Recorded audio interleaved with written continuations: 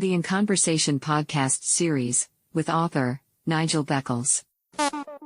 Welcome to the podcast. Please like the podcast and subscribe to this channel. Thank you. The very best way to promote your podcasts. Podpage makes it easy to create a podcast website with just a few clicks. Every page is optimized to be found on Google and it stays up to date forever. For more information, visit podpage.com. The future of podcast promotion. Have you experienced several failed relationships or been through a divorce? How can you avoid making the same mistakes again? How to avoid making the big relationship mistakes is out now. Hi, my name is Nigel Beckles. My new book is packed with practical and common sense strategies that you can use to make better relationship choices. Now you can discover the dangerous myths about love. If your relationship expectations are realistic, why you could be falling in love for all the wrong reasons. How to avoid making the big relationship mistakes. It's a book that could change your life. Available from amazon.co.uk. Kindle version also available.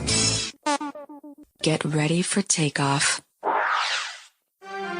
Welcome back to my In Conversation podcast series. My guest for this episode is an award-winning journalist, author, and conspiracy theories expert, American Jonathan Vankin.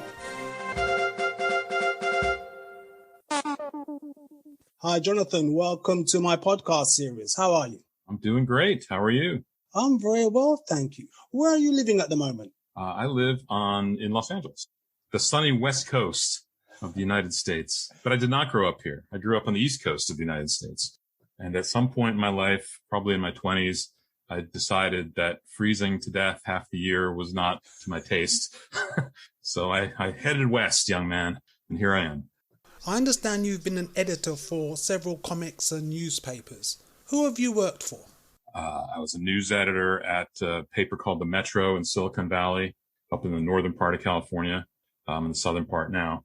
I was a news editor there for a while. That was like the first sort of what they'd call, I don't know what they have over in the UK, but here we call them alternative weekly newspapers. They're kind of like weekly newspapers that are, tend to be free, supported by advertising, and often tend to be kind of left-wing, liberal in their point of view. And so I was a news editor there, covering a lot of local issues in Silicon Valley, San Jose, California. So I was an editor there. Then I was an editor and writer in Japan. I worked for a newspaper called the Daily Yomiuri, which was an English language version of the Yomiuri Shimbun, which was the biggest newspaper in Japan. And that was a lot of fun. I did sports. I did world news. I did everything really, but I really liked the sports the best. That was fun. And then I was a comic book editor for 7 years at DC Comics and what was then called their Vertigo division. They've since eliminated that, even though it was the best thing they did, but they eliminated it. And we did worked with a lot of British writers, actually, people like Alan Moore and Neil Gaiman, Warren Ellis, people like that, Grant Morrison from Scotland, doing comic books that were sort of not the superhero comics, but were more like, I guess you'd say adult, but, aimed at adults and dealing with themes that weren't quite as superhero-y. So I was an editor there for 7 years, and that was a great time. That was a blast. And that ended, and that was in New York, and I came back to LA, and I've just been writing ever since. Well, Jonathan, you're the author of several books. When did you become interested in becoming an author? Well, I think if you're a writer, you're kind of always interested in being an author. So, you want to write a book. It feels good. It feels good to have your own book. And it's a long form way to express yourself, really, written for so many newspapers, and you're writing articles in 700 words, 1,500 words. Sometimes it's nice to have, when you have a thought, to have 50, 60, 70,000 words or more to express it. And that's what I do in my new book. And that's what I did in all my other books. It's a great feeling. And I really enjoy writing books. And I think if I could get away with doing only that, I probably would. But, sometimes, as I'm sure you well know, it doesn't pay the bills quite as well as you might like, unless you're Stephen King or somebody like that. So for most of us, you might make a little money off it, but you got to do other things too. So I wrote this book because it's close to zero, because I just felt like I had to, given everything that was going on. Well, we're going to talk about your latest book in a little while, but I wanted to ask you, how many books have you written, and what type of books do you write? It depends on how you count them. I've written 4 nonfiction books, Two of them I co-wrote with another really good writer named John Whalen. My first book was called Conspiracies, Cover-Ups, and Crimes, and it came out in the early 90s. And it was really the first sort of journalistic book to talk about America's fascination with conspiracy theories and to go out and interview a lot of these people who were very active in creating what you might call conspiracy theories. Well, they often didn't call them conspiracy theories. For them, it was just facts. I went out and met a lot of these people from the left, from the right, from all over the spectrum, UFO people, everything you can imagine. And that was that book. And I think I was proud of that book. It was kind of a groundbreaking little book. But then, 30 or 40 years, but 30 years later, suddenly it's like this whole country has been overcome by conspiracy theories and not in a good way. So I worry about that. And I wrote another book about the same topic with John, who I just mentioned, called The 50 Greatest Conspiracies of All Time. And we did 5 editions of it. So it became the 60 greatest, the 70 greatest, the 80 greatest. And then it was 100, which was then called The World's Greatest Conspiracies. So I did that book. I did another book with John also about movies that are based on true stories, another sort of historical research book where we looked at about 100 different films that claim to be quote unquote based on a true story. And we investigated what the story really was and how close the movies. So when you go see a movie that is like, I don't know what it might be. What's the latest, Titanic or something like that. Well, what really happened? I mean, I think people get their history often through entertainment. And so the aim of that book was to try to show that the entertainment isn't always the facts. I've also written a number of graphic novels and graphic nonfiction books. So I counted the other day. It sort of depends how you want to count them, but I've written anywhere between 4 and 17 books, I think. It's been an interesting ride. So when did you become interested in what many people now call conspiracy theories? Well, it was probably back in the 80s. I've always been, people ask me that a lot, obviously, and I always answer by saying that what I'm really interested in is ideas that challenge what is considered to be a consensus point of view.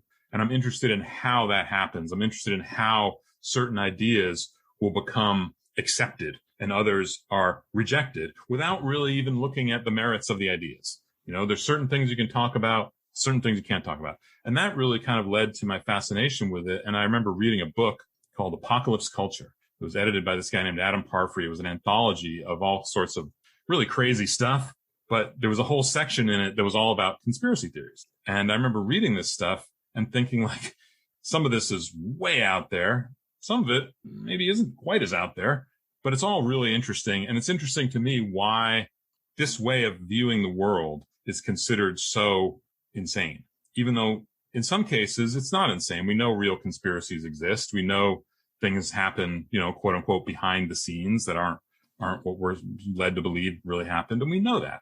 So why is it that when you start talking about it, you're considered to be some kind of a kook or a crank? So that's really exploring that question is how I really got into it and why I wrote the first book that I just mentioned, Conspiracies, Cover-Ups, and Crimes. That's really how I got into it. It was almost more like I guess you'd say like a philosophical investigation or even like a media critique. But when you get into it, boy, it really kind of screws with your head after a while. So how do you believe popular conspiracy theories start? How do they begin? Well, I think it's changed over time.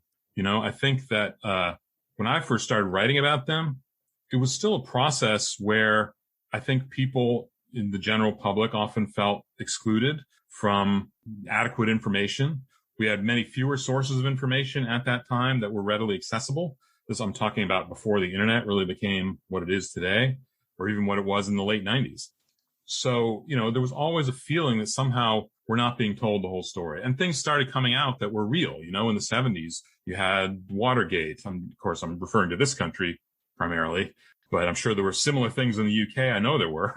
But here we had Watergate. Obviously, we had the Vietnam War, the Pentagon Papers, where we learned that the story we were being told about Vietnam was just absolutely a lie. And, a whole series of scandals and true life conspiracies that came out.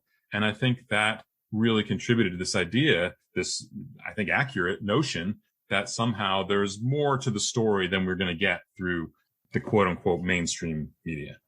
I think that's how they got started back then, with people actually genuinely making a genuine effort to find out the truth. I think it's changed a lot now. And I think that now in our sort of internet driven environment, where information and opinions travel so fast. I think what's happened, well, I know what's happened, is that conspiracy theories have gone from being what I saw as a way to attempt to speak truth to power, as a way for power to manipulate the public. I mean, they've been used certainly in the Trump administration and throughout the world, really, when you see similar sort of authoritarian fascist leaders, whether it's Putin or Orban or, maybe even Boris Johnson. People like that, they will use, I don't know if Johnson does this as much, but they will use conspiracy theories and paranoia as a way to control people. When you see how cults operate, like a cult leader, it's very similar to fascism or totalitarianism. You often have, a single individual who is the focus of the attention of this entire group and who controls them, literally controls their minds through propaganda. And much of that propaganda, there's a number of different types. Much of it is what we might call conspiracy theories. It's creating a sense that there's always somebody out there who's trying to get not just you, but to get the leader, me, Donald Trump, whatever. If I'm leading my Charles Manson, Shoko Asahara, these cult leaders, there's always someone out to get them. They're the only ones who know what's right. They're the ones who have the truth. And you believe them and don't believe anybody else. And Trump even said this. I have a quote from him in my book. The quote from Trump was, just stick with us. Don't believe the crap you see from these people, the fake news. Just remember, what you're seeing and what you're reading is not what's happening. Essentially, only believe me. He said that to an audience at one of his rallies on the 24th of July, 2018. And that pretty much summed up his whole worldview, I think. And that is, I think, the fascist worldview, the cult leaders' worldview, and really a form of mind control, mass manipulation, I think, is to basically, like we were talking about gaslighting. It's gaslighting the whole country. It's telling people, look, this other information you're getting isn't true. It's not right, but there is a source of true information, and it's me. That's what they're telling you. And that's very, very dangerous, as we've seen played out in, writ large on the big screen, public events. Well, propaganda to me is basically about controlling the narrative. But personally, I don't buy the official stories of, say, John F. K. assassination, or the death of Princess Diana, or even 9/11. Right. Well, here's the difference, though. Here's the difference. It's like, it's one thing to say, well, I'm not going to buy that official story, and that you probably shouldn't be buying the official story on many of these things. It's not an either or. And I guess this is also part of the propaganda. You are persuaded that there's no nuance, that it's black and white, that either you're totally skeptical, you don't believe any of this stuff, or, you're some sort of sheep who just believes everything you're told. That's not the case at all. Like, you can be an independent thinker. You can read books. You can watch documentaries. You can do all sorts of things to increase your own knowledge of things and to increase your own ability to think independently without having to be funneled some line of, as you say, controlling the narrative by, some idiot like Donald Trump or some cult leader, like Charles Manson. You can still be a skeptical person, an independent thinking person, and use your own critical thinking faculties. And that's what we all should be trying to do, I think. That's what we need to be doing, not buying anything anybody tells us. Evaluating your sources. Look, there are people who have more information about certain things than I do, and I think I can listen to them and maybe evaluate what they're saying. Or whether it's people, like, as we've seen through this whole pandemic, there's been a lot of reluctance to listen to people like medical experts. Well, it doesn't mean you should blindly follow everything anyone says, but at the same time, medical experts are medical experts for a reason, and I'm not one. So all I can do is listen to them and try to figure out where they're coming from and evaluate that information for myself. And that's what I've always tried to advocate for. That's really what all my books have been about at the bottom level. That's sort of the underlying theme, is just, you can do it. You can think for yourself. I think a lot of people don't do research because they are lazy, because research takes time. Research takes time. And also, I think we live in a culture that doesn't value that. It doesn't value inquiry. That doesn't value learning. It doesn't value education.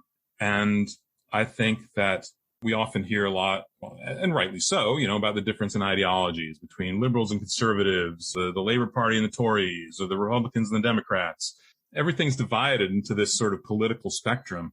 To me, there's one ideology that unites all of Western society, and that is consumerism. And that has been what has brainwashed, I think, if you want to use that word, the masses from all sides of the political spectrum, is that ultimately we have been told and we have bought into this idea that most of our values are consumer values. What do we have? What can we acquire? How easy are things in life? How rich are we? What stuff can we get? That's what's been numbing our brains through all of this. And I think that's why people have such a hard time thinking for themselves. You're supposed to be lazy. You're encouraged to be lazy. It's dangerous not to be lazy. You might understand what you're being fed isn't the healthiest thing. So, Jonathan, what is your latest book called and what is it about? Well, my latest book is called Close to Zero, and I'll read you the subtitle. It's rather lengthy. It's called How Donald Trump Fulfilled His Apocalyptic Vision and Paid His Debt to Putin with a Devastating Biological Warfare Attack on America. And, I think a lot of people see that subtitle and they think, what does that mean, a biological warfare attack? But I go into great detail in the book about why I think Trump did not create the virus, obviously, had nothing to do with creating it, but he did have everything to do with letting it attack this country.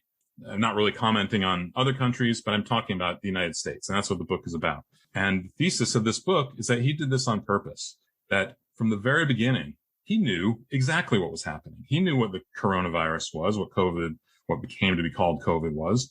He knew the severity of it, and he's on tape saying that he knew. So that's not even really a controversial proposition. But at the same time, I think, and what I cite in the book quite a bit, the record shows, public reporting shows that he had intelligence evaluations going back probably to November that showed what was happening in China, how dangerous it was, and what the consequences would be of ignoring it. And yet he ignored it. He did worse than ignore it, actually. He not only didn't take the proper steps to contain this pandemic, he actively took steps to make it worse. And he did that throughout. I mean, with very few exceptions. Almost everything he did seemed designed to make the whole thing worse. I mean, right in the middle of last summer, when the pandemic was really starting to take, the second wave of the pandemic here was starting to kick into gear, he goes out and holds this series of campaign rallies, like dozens of them. And in a whole bunch of cities, starting in Tulsa, Oklahoma, which at the time was a real hotspot for COVID transmission. And there was a study done by some researchers at Stanford that showed how everywhere he went, case counts quickly went up and people died. I mean, he literally, deliberately was causing people to die by doing this. And that's certainly far from the only thing he did. It's just one of the more glaring examples. And basically, the book is a compendium of examples of what he did to cause this disaster to happen to this country, the United States. And I also talk in the book about, we're talking about propaganda. There's quite a bit in the book about the propaganda campaign that was employed by Trump and the Trumpists to convince people to participate really in their own infection. And we had a big problem here. And I think this was probably somewhat of a problem in the UK as well, but it was the big problem here of people who just didn't believe it was really happening. It was a hoax. It was all fake, who refused to participate in the safety precautions that needed to happen, whether it was the mask wearing or the social distancing, just wouldn't do it. A lot of people, millions. And that was a huge problem. And that's all been traced by epidemiologists also. I think maybe a year ago, was it June or July of last summer? There was this gigantic motorcycle rally in South Dakota.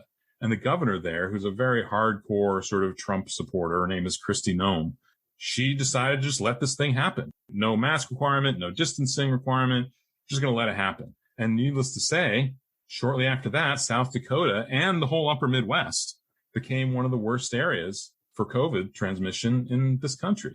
So, you have these things actively taking place, deliberately caused by Donald Trump and other politicians who have essentially pledged loyalty to him, that clearly and deliberately made the situation a lot worse. So I'm not ever saying that there wouldn't have been a pandemic here or that it would have been zero COVID. Obviously, it was going to happen and it wasn't going to be pleasant, but it didn't need to be anywhere near as bad as it was here in this country. And, there's been estimates, the estimates around 400,000 were completely preventable with just the right steps taken by leadership. And not only were those steps not taken, they were shunned and there were active steps taken to make the situation worse than it was. So even if you accept the conservative estimate, 400,000 Americans are dead today who wouldn't necessarily be dead otherwise because of his actions. And yet what's happening? Nothing.